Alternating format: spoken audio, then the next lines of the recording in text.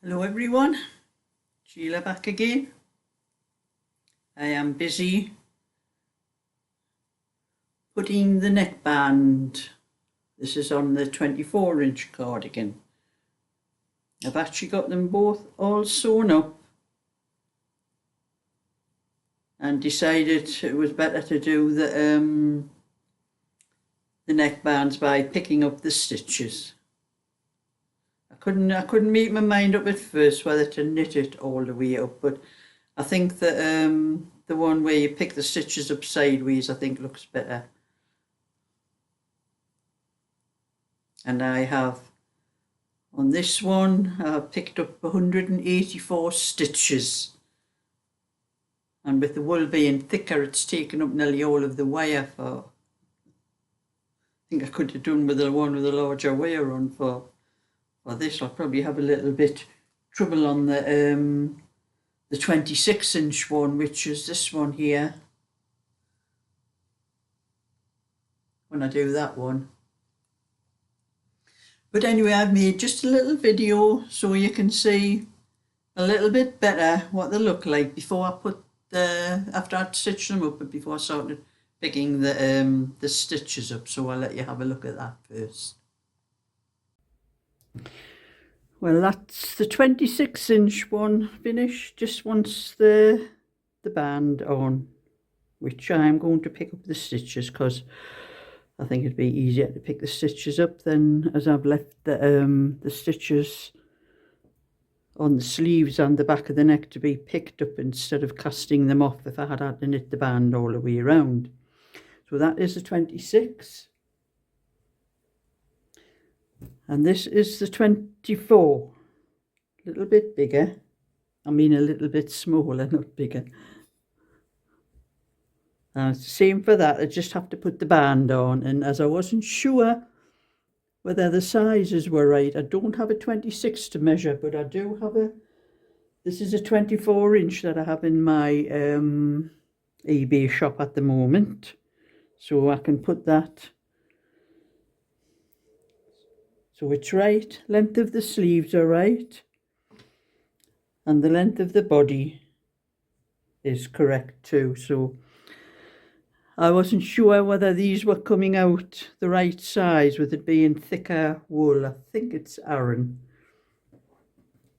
It's a lot heavier than the double knitting, so it's either Aran or chunky.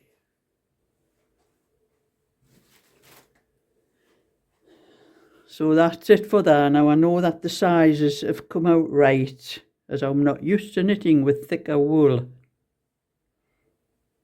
So I can get these sorted and get on to Rhiannon for them now.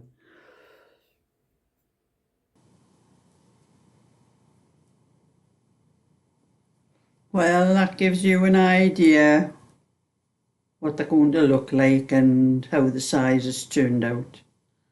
Because I'm not used to knitting with the thick wool, so I'm not sure about how many the rows for doing for the shaping, you know, the raglans and things like that, because there's a lot less.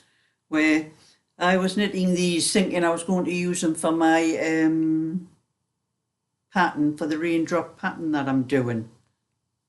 But when I come to do the shaping on the raglans and all that, there's a lot less number of rows because the wool's thicker. So I can't use these two for that.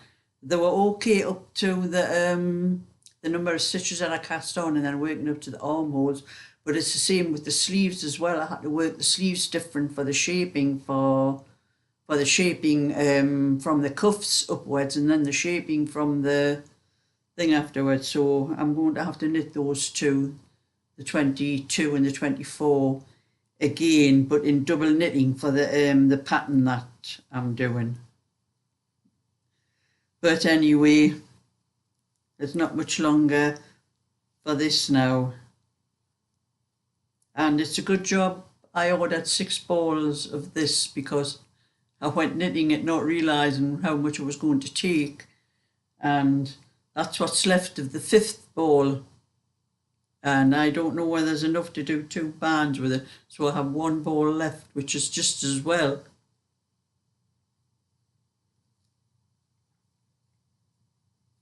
I may get the two bands out of it, but I'm not sure until I sort of like I'm seeing, because I'm not used to how much wool things take doing them in the thicker wool, and I think it's Aran, but I'm not even certain of that because it feels so thick and that it could be chunky.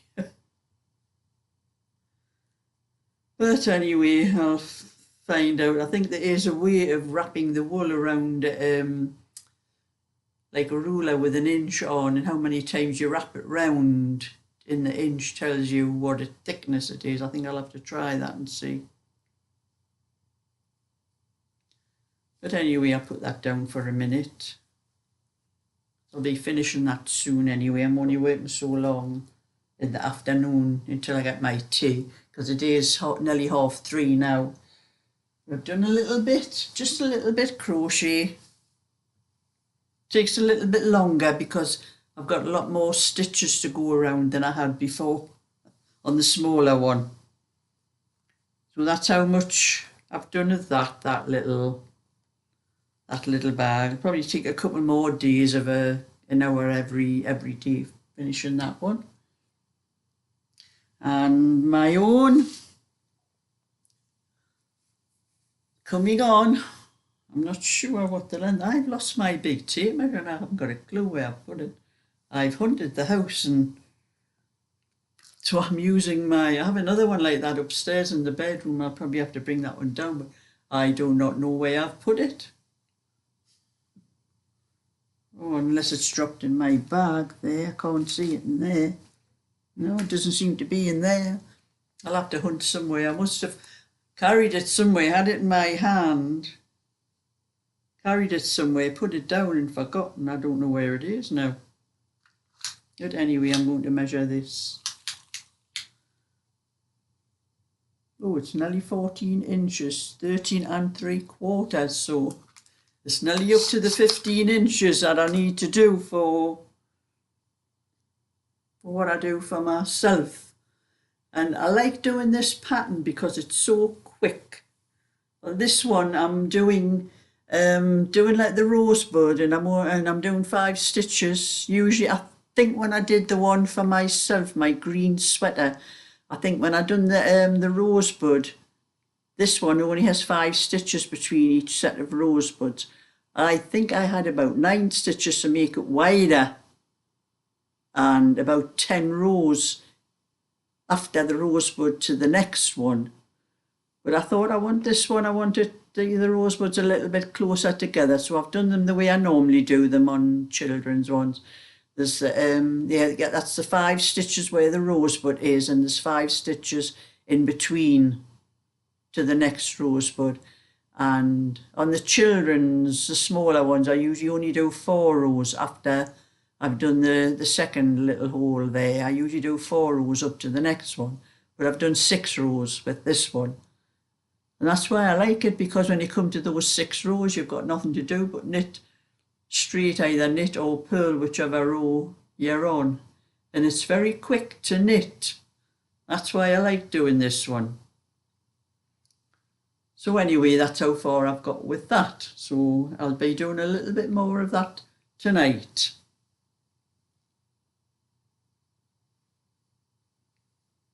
Now pick my knitting, and as I've emptied some things out of my bag, I've found another one in the bag that I'd forgotten all about, which I have been going to do for some time.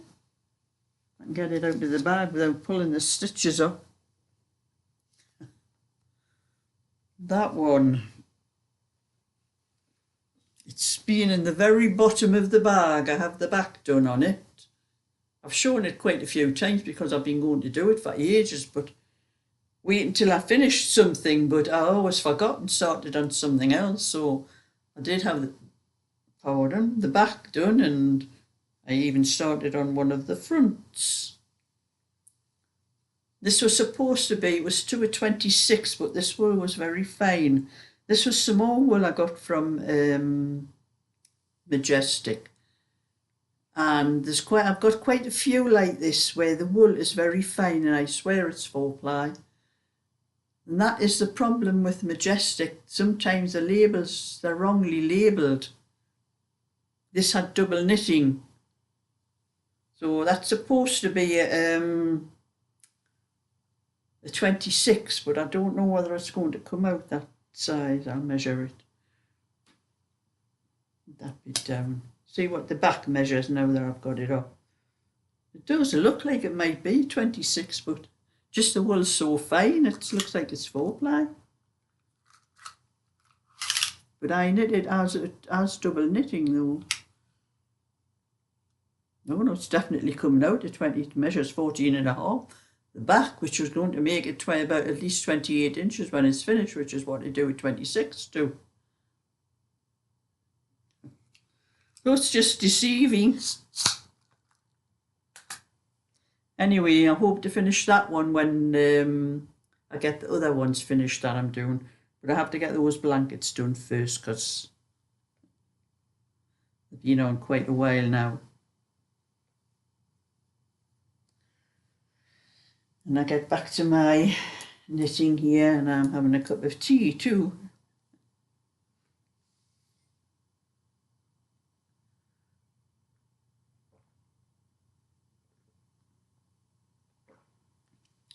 Just a little bit chat while I'm sitting here knitting. When I was at my granddaughter's on Sunday, we were talking about, I have an account on Ancestry.com and I have traced my family back. My mother and father's, my family, not my husband's side. I have traced my husband's side back as well a few years, but my own side, I trace back to the 1600s. But because of my name, my maiden name was Latimer before I was married, and that was spelled with 2 T's, Lattimer. And when I first started searching for my family to see how far I could get back, I couldn't get anywhere at first because I was looking for it the way it was spelt, the way we spelt our name. And then I found out there was a lot of different ways of spelling that name because in those days, maybe it's the 1800s and like that, a lot of people didn't know how to read and write. So when things were written down, someone else was writing it down how they thought it was spelt. So I found out that my name was spelt with just 1 T, Latimer, or it was spelt with ER on the end instead of ER, or spelt with Latimer with MORE. And once I started realising that, I managed to trace a lot more of my relatives, go further back than I could when I first started. And my granddaughter's partner, Craig, was very interesting, and he was asking about some of the names on my family tree, and I was looking I had it on my phone, I have my tree on my phone, but couldn't get on properly anyway. But I was mentioning, I see some of my husband's family, and I happened to mention, I says, my mother-in-law, I says, my husband's mother was Smith. But I says, her family was actually, her maiden name was Richardson before she became Smith. But she also married after Smith. But anyway, her name was Richardson, and my granddaughter's boyfriend or partner, what do you call it? They're not married, but I don't never know what to call them, partner or boyfriend. Partner Craig, he said, he says that was my mum's maiden name before she was married as well. I said, it? I says, good job, you've only got 3 kids and there's nothing wrong with them. I says, because you could be related, And he's laughing cheeky, so I was telling him, we're looking through some of the other names, and there was Taylors and all sorts of other names and that. And I just happened to mention that after I'd mentioned Richardson. But I said, my mother-in-law became Mrs. Bean later on. She married a William Bean after they were divorced, her and her husband, my husband's father anyway, they were divorced, and his stepfather was called William Bean. So I said, because he was laughing at some of the names and that come up, and I said, well, I was telling him about my mother. I told him, you have no idea what my mother was like. She had a thing about our name when she realised there was a lot of other people with Latimer spelled different. Woe betide anyone if they spelled our name any different but Lattimar. There was a young fella come to our house one day when I was in my late teens. It was something to do with insurance. He was doing some sort of insurance and filling forms in for my mum when I was there at the same time. And when he wrote her name, he asked for her full name and that, and he wrote Latimer down with one T. My mother hit the roof. We've got 2 T's in our name. Don't put me in that group with those with 1 T. Poor lad was shocked, I remember. I remember seeing him out, to the door afterwards, and he was saying to me, oh, your mum was a bit upset about that 1 T. Says my mother thinks that because we've got 2 T's in our name, we are better than them that's got 1 T in their name. I says, don't take any notes about it, just go on to your next job. So that's what my mother was like. And then I remember when I first met my husband, and I remember taking him home and introducing them, when she realised his name was Smith. Her words to me were, but that's just a common name, Sheila. Can you not find somebody with a better name than that? My mother was funny about names.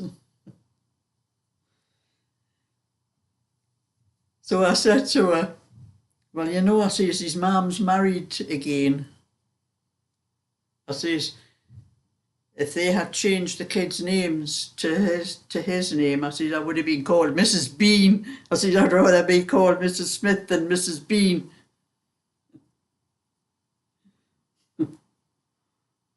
I was just remembering that about Craig asking me about all the different names on the family tree, and funny in those days, weren't they? But anyway, that's my little bit for today, so I'll catch up with you another time. So thumbs up and subscribe, and bye for now.